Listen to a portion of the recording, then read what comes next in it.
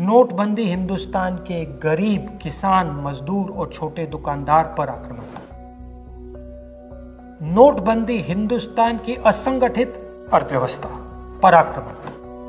8 नवंबर 8 बजे 2016 प्रधानमंत्री जी ने नोटबंदी का निर्णय लिया।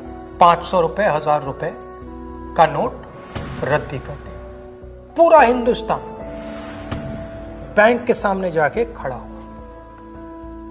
आपने अपना पैसा, अपनी आमदनी बैंक के अंदर डाली। पहला सवाल, काला धन मिटा? नहीं।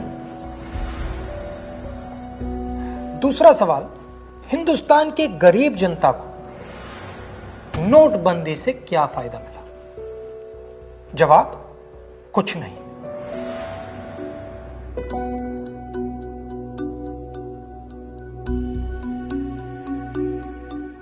तो फायदा किसको मिला? फायदा हिंदुस्तान के सबसे बड़े अरबपतियों को मिला। कैसे?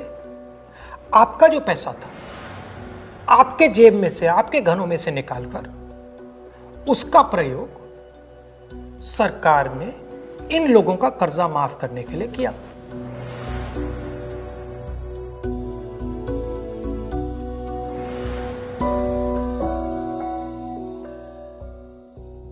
मगर वो सिर्फ एक लक्ष्य था।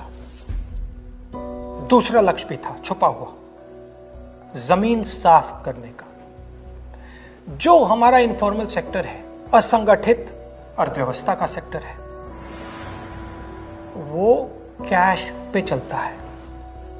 छोटा दुकानदार हो, किसान हो, मजदूर हो, वो कैश से काम करता है। नोटबंदी का दूसरा लक्ष्य, जो जमीन साफ करने का लक्ष्य, असंगठित अर्थव्यवस्था के सिस्टम से नगद कैश को निकालने का। प्रधानमंत्री ने स्वयं कहा कि वो कैशलेस इंडिया चाहते हैं, कैशलेस हिंदुस्तान चाहते हैं। अगर कैशलेस हिंदुस्तान होगा तो असंगठित अर्थव्यवस्था तो खत्म हो जाएगी। नुकसान किसको हुआ? किसानों को, मजदूरों को, छोटे दुकानदारों को, स्मॉल एंड मीडियम बिजनेस वालों को, जो कैश का प्रयोग करते हैं, जो बिना कैश जी ही नहीं सकते। नोटबंदी हिंदुस्तान के गरीब, किसान, मजदूर और छोटे दुकानदार पर आक्रमण था। नोटबंदी हिंदुस्तान की असंगठित अर्थव्यवस्था पर आक्रमण था। और हमें इस आक्रमण को पहचानना पड़ेगा और पूरे देश को मिलकर इसके खिलाफ लड़ना पड़ेगा।